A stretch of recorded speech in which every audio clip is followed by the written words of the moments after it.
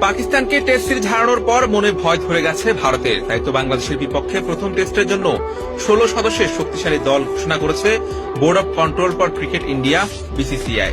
দলে আছেন বিরাট কোহলি, রোহিত শর্মা, জাসপ্রীত বুমরা, রবিচন্দ্র অশ্বিন, রবীন্দ্র জাদেজার মতো অভিজ্ঞ ক্রিকেটাররা। নিজেদের সেরা ক্রিকেটারদের নিয়ে দল সাজিয়েছে বিসিসিআই। বোঝাই যাচ্ছে টাইগারদের ছাড় দিতে চান না এক বিন্দু। বাংলাদেশের বিপক্ষে সিরিজের সুযোগ পেয়েছেন টি-20 বিশ্বকাপে ভালো খেলা ঋষভ পন্থ। চলমান দিলীপ ট্রফিতেও দারুণ পারফর্ম করছেন তিনি। দ্বিতীয় ইনিংসে হাঁকিয়েছেন ঝোড়ো 50। এছাড়া উইকেটের পেছনেও দুর্দান্ত কিছু ক্যাচ ধরেছেন।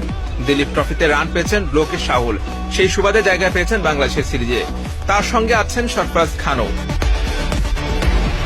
গেল বিশ্বকাপে টি-20 থেকে অবসর নিয়েছিলেন রোহিত শর্মা ও বিরাট কোহলি। সাদা বলের ক্রিকেটেও বেছে বেছে খেলেন তারা। তবে বাংলাদেশের বিপক্ষে লাল বলে খেলছেন।